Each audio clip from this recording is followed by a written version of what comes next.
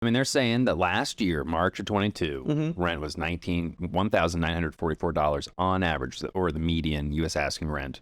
But today, in March of 2023, median rent is $1,937. So relatively marginal. You could really just call it flat. Yep. But I mean, are they wrong? Well, they're using the data that they've given, and their data is at odds, I think, with other reporting. And really, I think that the people that I'm most disappointed with are some of the media outlets that have, I think, mischaracterized the apartment market. And really, it's a comment on the coverage. So we get headlines like, apartment rent prices fall as new units hit market from CBS. Apartment rents fall as crush of new supply hits the market. That's from the Wall Street Journal. And rents fall annually for the first time in 3 years from The Hill. You could read that and you're thinking, oh man, rents are falling. I mean, are you going to argue with the Wall Street Journal? That's what the headline says. It says it right there. They're falling. It either happened or it didn't. But they have year over year, right? According to Redfin, that's my point.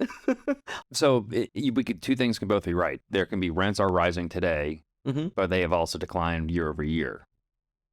By characterizing this as a blunt fact and not just the result of reporting from Redfin, I think that some of these I hate the word mainstream media, some of these media outlets are mischaracterizing what is really just one data point among many, and one data point that is not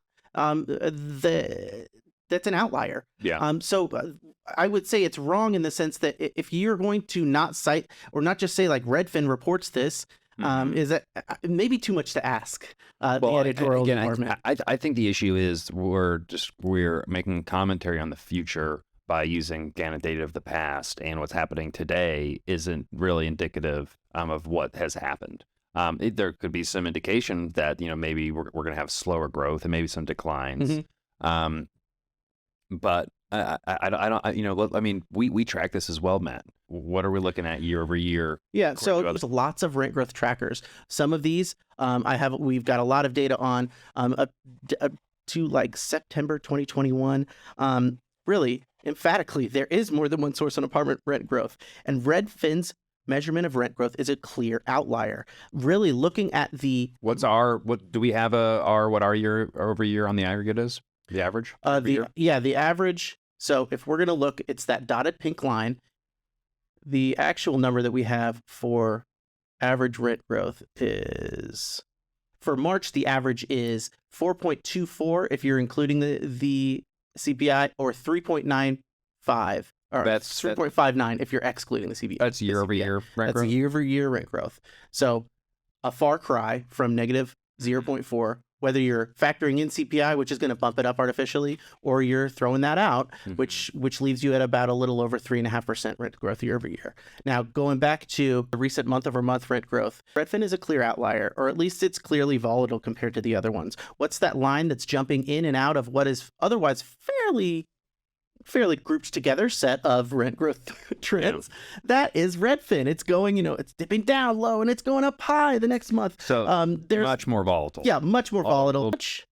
But looking at 5 different rent growth trackers going back to September 2021, like I said, rent growth had the highest year over year rent growth, spiking up to, over 21% in November 2021, which is is a little high, but it also is now at the lowest. So it's the higher highs, lower lows. And I was asking this. It doesn't mean it's wrong, but it could be more accurate that it's just a higher they're using higher frequency data. So they're getting their data, it sounds like, from rent.com. They call it Rent. I have asked Rent on LinkedIn, do you pronounce it rent.com? Do you say in the office, hey, it's great to work at rent.com? Or rent. Or is it rent? Or is it rent dot? I think it's rent dot. Oh.